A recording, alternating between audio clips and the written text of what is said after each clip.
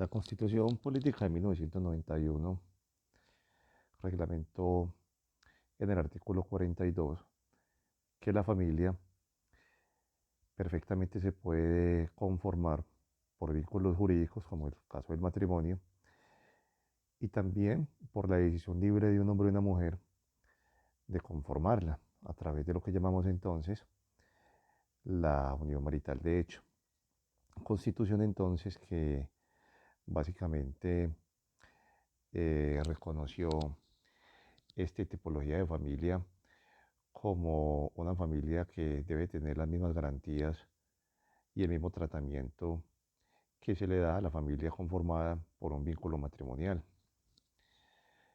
Hay que precisar que antes de la Constitución de 1991 se creó en Colombia, se expidió la Ley 54 del año 1990, del 28 de diciembre.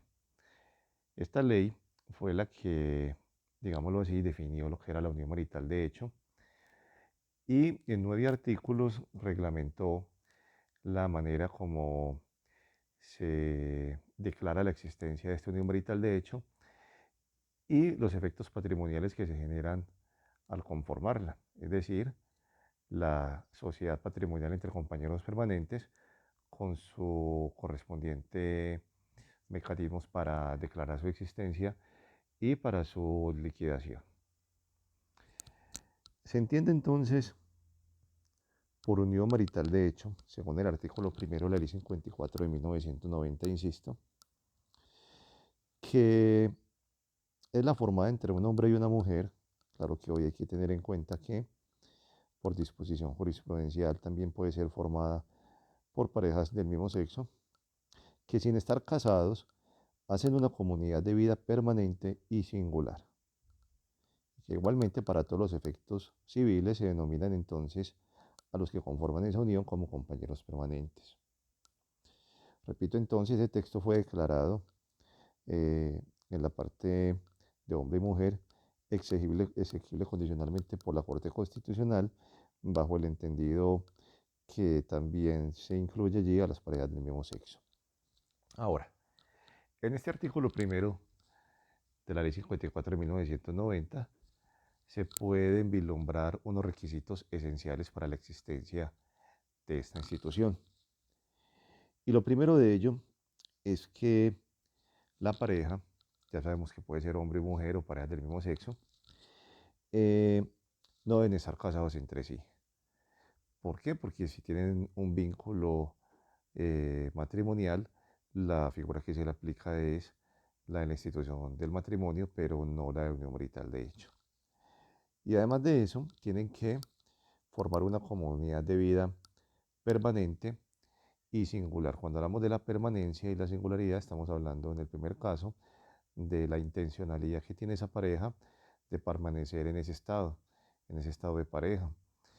Y cuando hablamos de la singularidad, estamos diciendo que una persona tiene que, cuando forma una unión marital, de hecho, tiene que respetar con un deber, tiene que cumplir un deber que es el de la fidelidad. Por lo tanto, entonces una persona no puede tener al unísono varias uniones maritales de hecho. Y esto es lo que básicamente va, digámoslo así, generando un engranaje mayor en cuanto a la constitución de lo que es una familia. Ahora es muy importante precisar que este artículo primero no reglamenta un tiempo mínimo de convivencia para que se catalogue esa unión como una unión marital de hecho.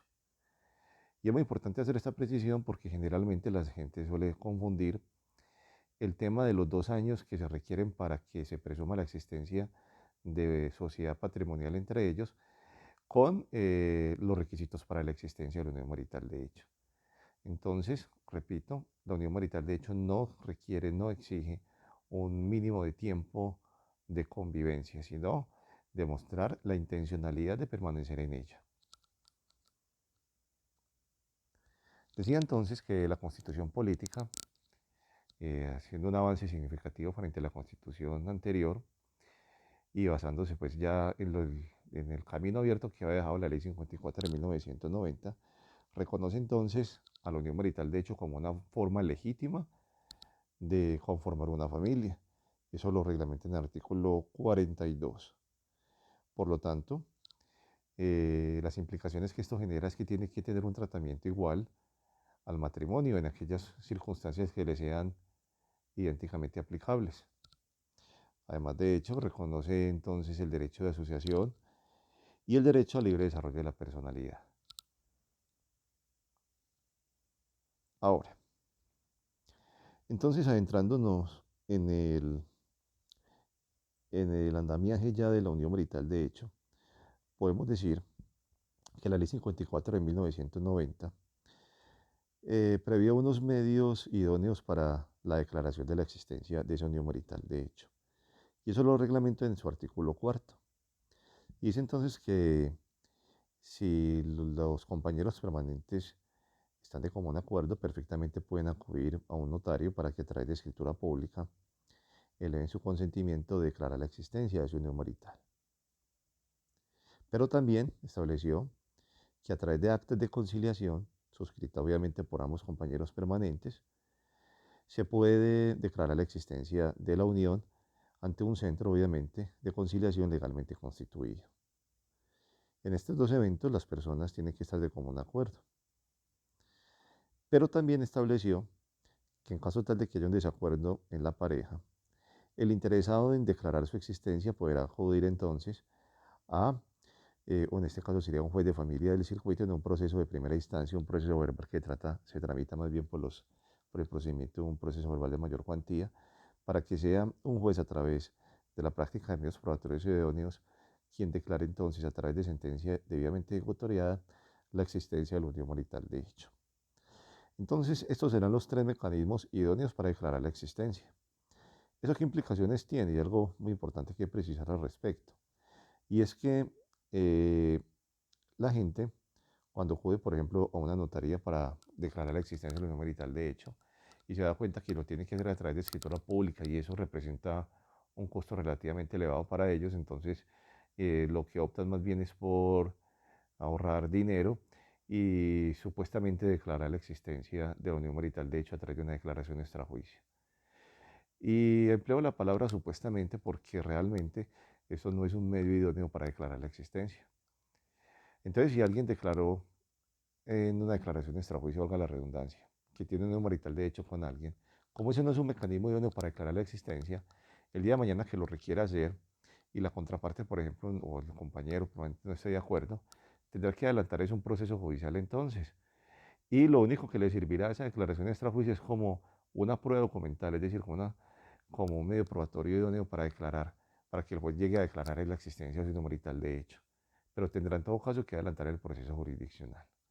Entonces, para que tengan en cuenta eso, la declaración extrajuicio no es un medio idóneo autorizado por la Ley 54 de 1990 para declarar la existencia. Servirá entonces como un medio de prueba para un eventual proceso jurisdiccional. Ahora, ¿quiénes están legitimados para declarar la existencia de la unión marital de hecho? Pues primero que todo, los compañeros permanentes. Pero también tendrá derecho para declarar la existencia de la unión marital de hecho cualquier persona que esté interesada. Y en ese caso no hay limitantes. Voy a colocar un caso, por ejemplo. Supongamos que Pedro y Ana están unidos en unión marital de hecho. Ana tiene un hijo, pero no con Pedro, que se llama Joaquín. Y resulta que durante la convivencia, es decir, durante la unión marital de hecho, Pedro y Ana adquirieron varias propiedades que están a nombre de Pedro.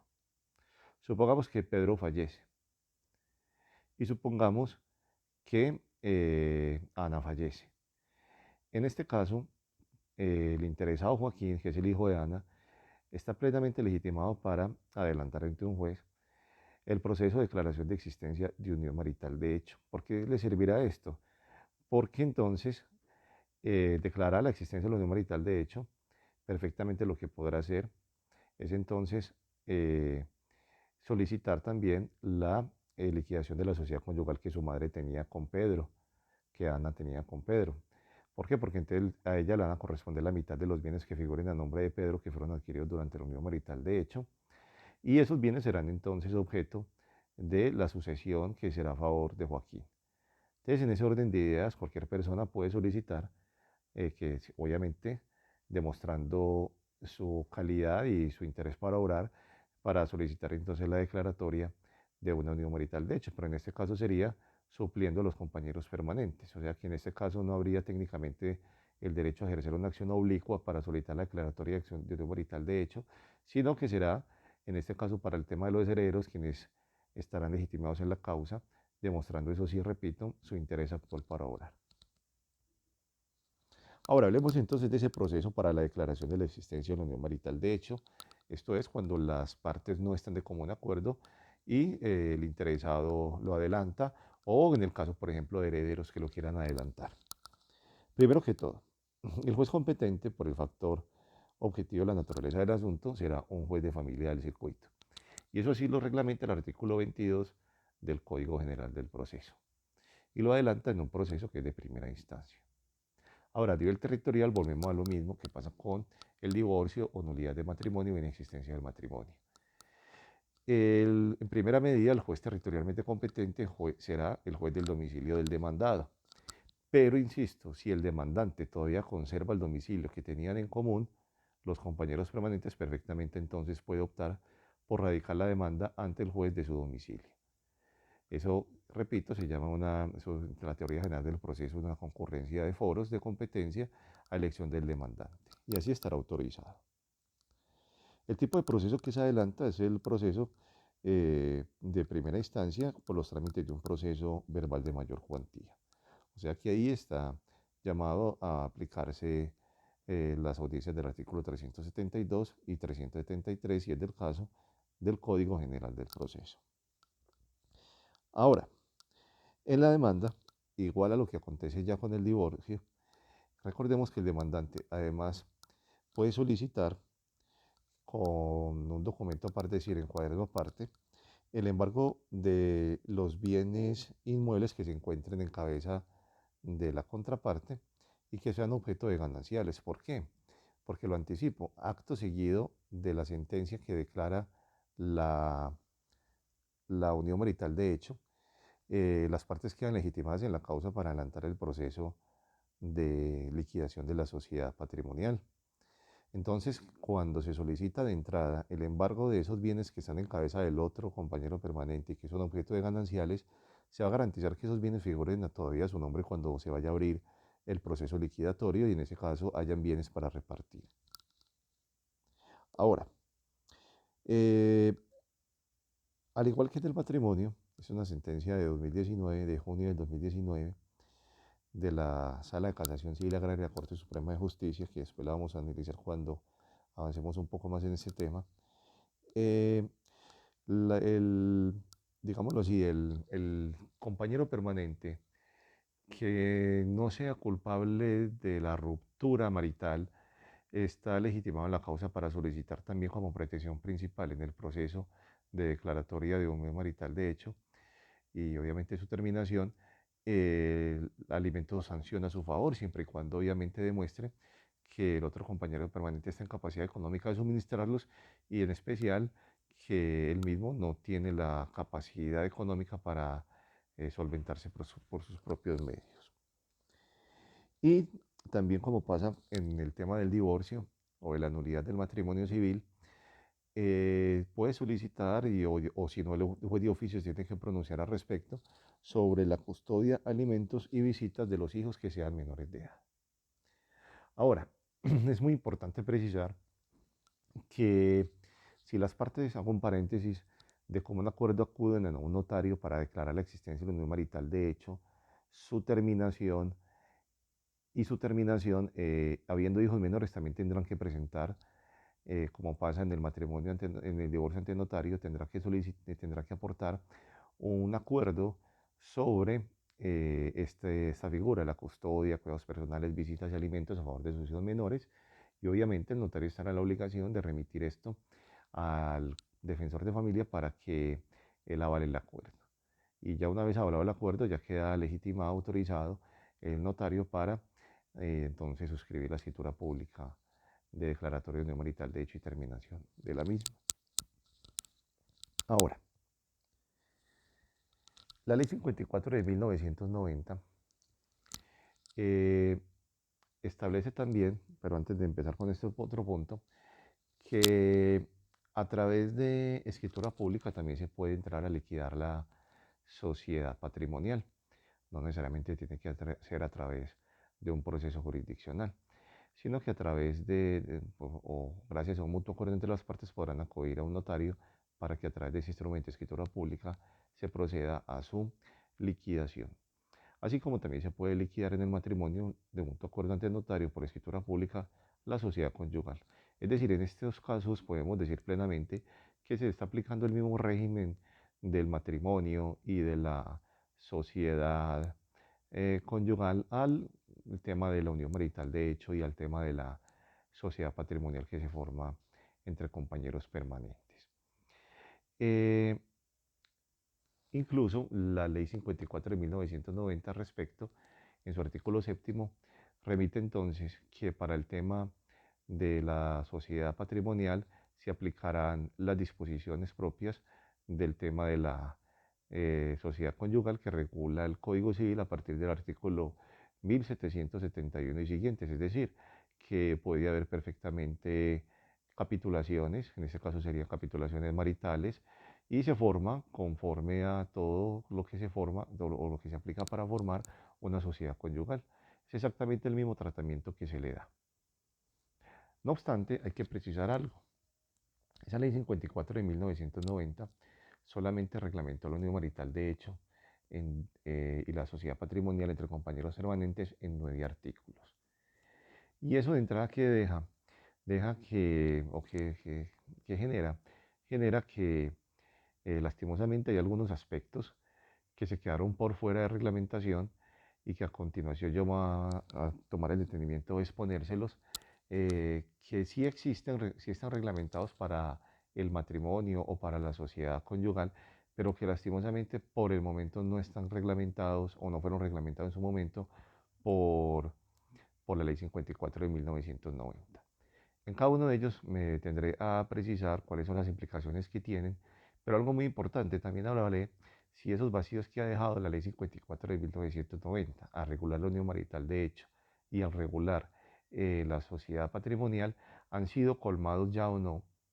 ¿Por qué es importante precisar? Porque ciertamente, en efecto, hay ciertas disposiciones ya jurisprudenciales, sentencias, que se han colmado vacíos, pero frente a otros podemos decir que eh, la falta de reglamentación todavía existe. Entonces empecemos con ellos.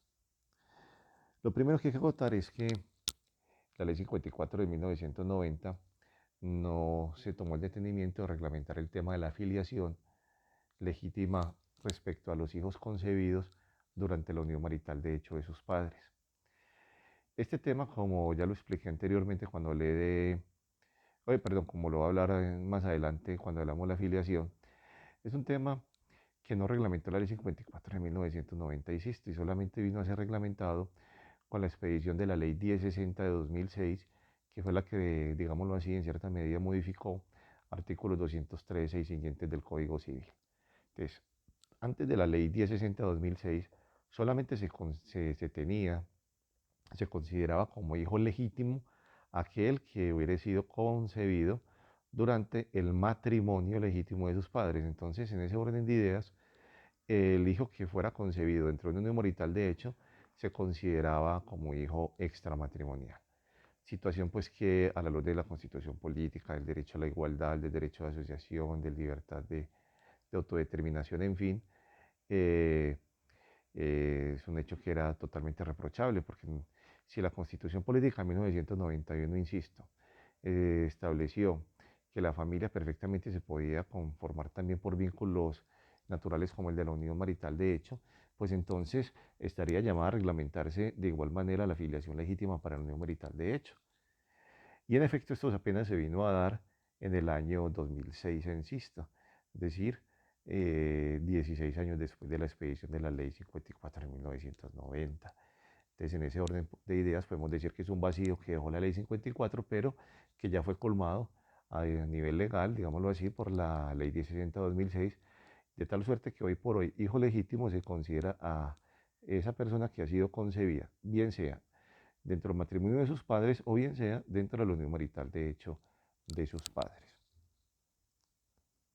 Segundo, como vimos en el artículo primero de la Ley 54 de 1990, solamente se establecen unos requisitos que son indispensables para la existencia de la unión marital de hecho. ¿Y cuáles serían? Que la pareja no esté casada entre sí y que forme una comunidad de vida permanente y singular. Eso sería lo único. Entonces, al no reglamentar otro tipo de aspectos, quedaron por fuera temas como, por ejemplo, hablar entonces de los requisitos para la validez de la unión marital de hecho. Entonces, algo muy importante para tener en cuenta, y es primero que todo, la capacidad. No se dijo nada sobre la capacidad. Nótese que, por ejemplo, eh, en el tema del matrimonio, si hay reglamentación expresa sobre el tema de la capacidad. Ya decíamos que son plenamente capaces para contraer matrimonio las personas que hayan cumplido 14 años de edad. Pero esto no fue reglamentado para el tema de la unión marital de hecho. Y no podemos hacer una remisión a los artículos propios del matrimonio en el Código Civil porque no hace, digámoslo así, remisión la Ley 54 de 1990 al respecto. Recuerden que la única remisión que la Ley 54 de 1990 hacia el Código Civil es para efectos o para el tema de la sociedad patrimonial, de tal manera que se apliquen las mismas disposiciones de la sociedad conyugal. Pero la Ley 54 de 1990 en ningún momento hace remisión al Código Civil para aplicar las disposiciones del matrimonio al tema de la unión marital de hecho. Entonces, en este caso nos quedan unas dudas que sinceramente se prestan para diversas interpretaciones y lo que generan es un caos jurídico desde mi punto de vista. Y es que, por ejemplo, ¿qué pasa entonces cuando eh, un hombre se va a vivir con para mí, una niña de 13 años de edad y viven bajo el mismo techo durante mucho tiempo? ¿Se podrá eso catalogar como una unión marital de hecho? ¿O eso más bien será objeto de un análisis jurídico penal? Hay que mirar esas cuestiones, porque es que es una problemática que puede ser atentatoria contra el orden público, contra las sanas costumbres. Y si eso se llegara a permitirse, eh, entonces, ¿cómo se protegerá a esa persona menor de 14 años? ¿Qué mecanismos se tienen que aplicar para garantizarle unos derechos? Entonces me parece muy importante ese tema. Capitular, por ejemplo, hacer capitulaciones maritales, lo podrá hacer. Eso también hay que analizarlo. Entonces, en ese orden de ideas, a mí me parece que faltó mayor reglamentación en la ley 54 de 1990 al respecto. Y lastimosamente, pues no ha habido una ley en el ordenamiento jurídico que haya colmado ese vacío, como si existió, por ejemplo, con la ley de 60 frente a la afiliación legítima. También está el tema del consentimiento, aunque está por allá implícita un sector de la doctrina que cree que el tema del consentimiento sí está reglamentado cuando habla del ánimus, de tener una comunidad de vida permanente y singular. Entonces, ahí sí podría hablarse que existe un consentimiento, haciendo una interpretación pues de índole doctrinaria para aplicar siempre cierta principialística a este caso. Y tampoco se habla entonces, como no se habla de requisitos de validez de la unión marital de hecho, tampoco existen causales de nulidad de la unión marital de hecho. Tema que también es complejo entonces su tratamiento, porque sí existen causales de nulidad del matrimonio. Yo frente a esto siempre en los cursos he propuesto como una solución para ir trabajando en ello y si se avanza ir proponiendo algunas acciones constitucionales para reglamentar este aspecto. A mí me parece que así como el matrimonio es considerado por el Código Civil como un contrato, en ese caso pues sería solemne, a mí me parece que debería haber entonces una disposición legal clara que también en igualdad de condiciones catalogue la unión marital de hecho como un contrato. Obviamente un contrato consensual, no solemne, porque si le exigimos solemnidad, pues ya lo configuraríamos como una especie de matrimonio o un matrimonio como tal. Pero entonces, si nosotros realmente a nivel doctrinario empezamos a analizar y a considerar a la unión marital de hecho como un contrato consensual, entonces hay perfectamente toda la teoría general de las obligaciones y los contratos en cuanto a la capacidad, en cuanto al consentimiento, en cuanto a los vicios del consentimiento, en cuanto a la nulidad, en fin, todo eso se le aplicaría enteramente a la unión marital. De hecho, esa es la invitación que yo hago, que cuando el día de mañana pretendamos radicar alguna demanda, adelantar algún proceso en referencia, tratemos de fundamentar la tesis, sostener la tesis de que la unión marital de hecho no deja de ser un avenimiento de voluntades, por lo tanto la unión marital de hecho tiene que ser considerada como un contrato, en este caso informal, es decir, consensual, pero que tendrá que aplicársele la teoría general de las obligaciones y de los contratos en general. Y así vamos colmando un montón de vacíos que se fueron generando porque la ley 54 de 1990, explico y reitero, sobre estos aspectos, por ejemplo, no se pronunció. Ahora, tampoco habló la ley 54 de 1990 del derecho alimentario entre los compañeros permanentes. Y no habló de esto y entonces no se modificó absolutamente nada de lo que estaba dispuesto en el artículo 411 del Código Civil en el numeral primero, porque ese artículo dice que básicamente se ven alimentos entre los cónyuges, pero no se dijo nada sobre los compañeros permanentes. Ese es un vacío que debidamente fue ya, digamos así, colmado por una disposición jurisprudencial y efectivamente fue entonces la sentencia de constitucionalidad 1033 del año 2002. Esta sentencia declaró exequible el numeral primero del artículo 411 del Código Civil bajo la condición de que el derecho alimentario entre los cónyuges también se haga extensivo para los compañeros permanentes.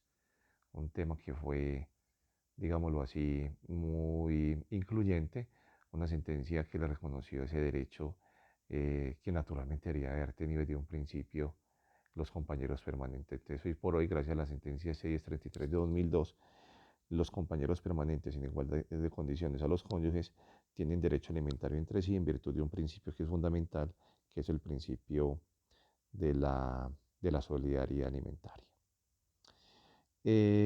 Ahora, también faltó reglamentar los alimentos entre los compañeros permanentes y como lo anticipé ahora, eh, frente a ello, en el año 2019, la Sala de Casación Civil Agraria de la Corte Suprema de Justicia, con ponencia del magistrado doctor Luis Armando Tolosa, expresó en una sentencia de casación que se puede reclamar alimentos entre sí los compañeros permanentes, siempre y cuando uno de los compañeros se encuentre en necesidad de demostrar.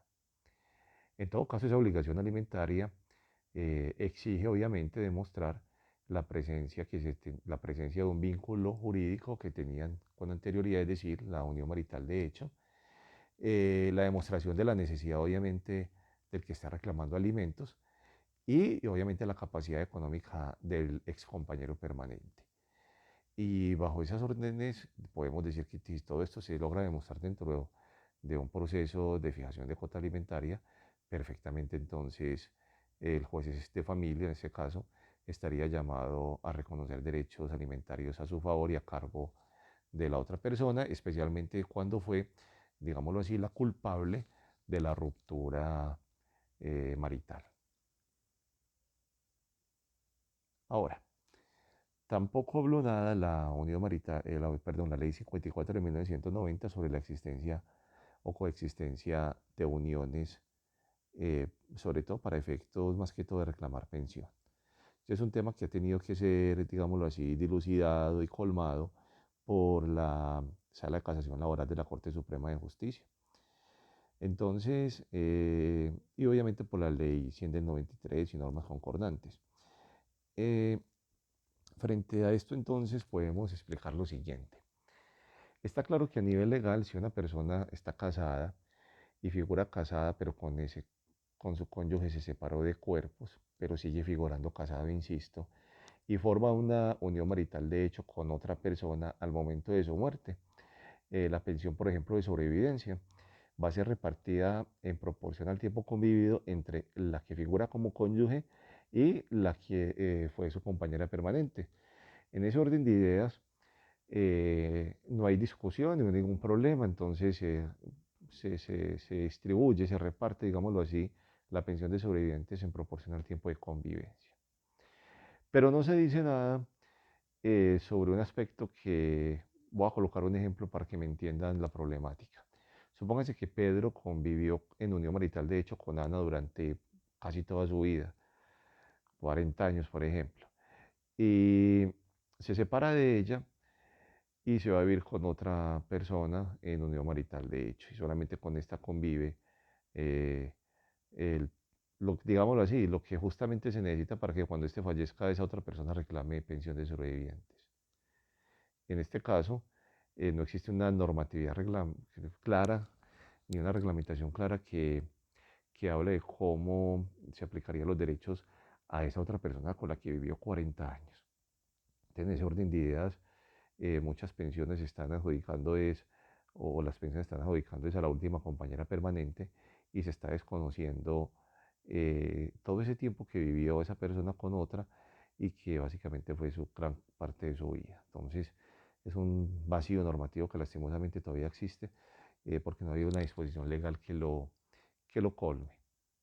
Bueno, tampoco se habló sobre el régimen de donaciones. Cuando una pareja se va a casar y entre sí se hacen donaciones, obviamente tienen que ser antes del matrimonio a través de la figura de las capitulaciones matrimoniales y también pueden recibir donaciones por parte de terceros. Es un tema que en el artículo 1546 y siguiente está muy reglamentado para el matrimonio. Y por lo tanto, entonces, si por ejemplo el matrimonio se declara nulo o no se perfecciona, hay una reglamentación muy clara, repito, para solicitar entonces lo que posibilita la solicitar la restitución de las cosas donadas. O sea, sobre eso hay mucha claridad al respecto.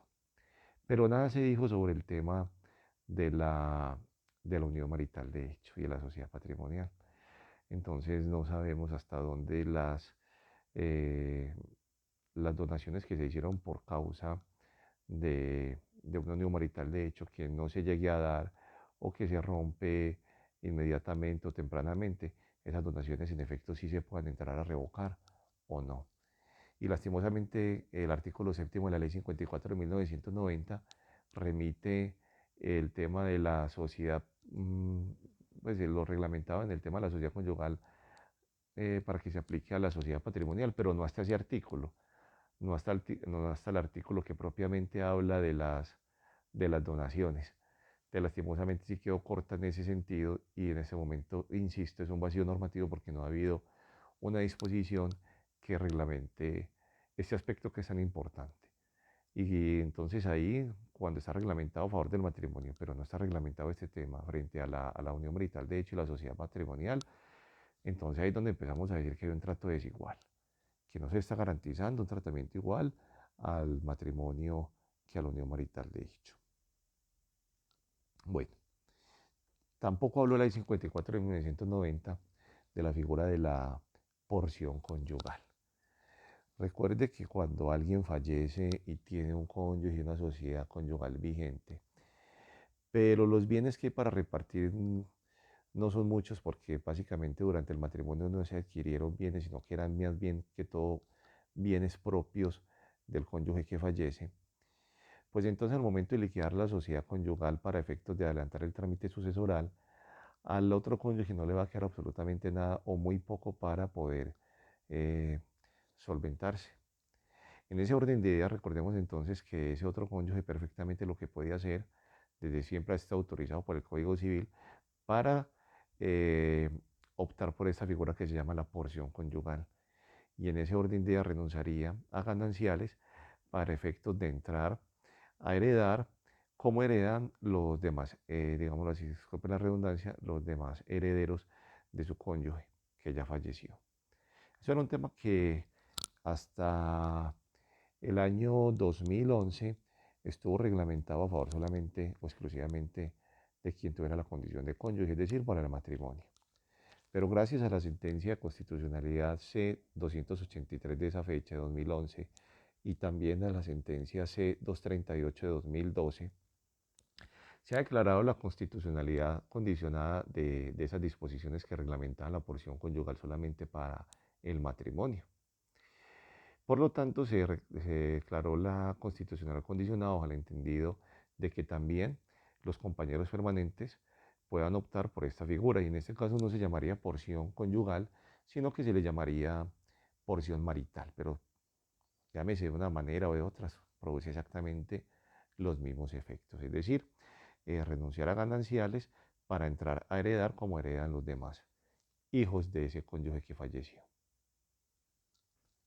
Bueno, hasta aquí entonces es el tema más trascendental, la explicación más importante sobre la institución de la unión marital de hecho, que repito, según el artículo 42 de la Constitución Política, es una forma legítima de constituir familia y que está llamado a aplicarse o regularse en las mismas condiciones que se regula la institución matrimonial.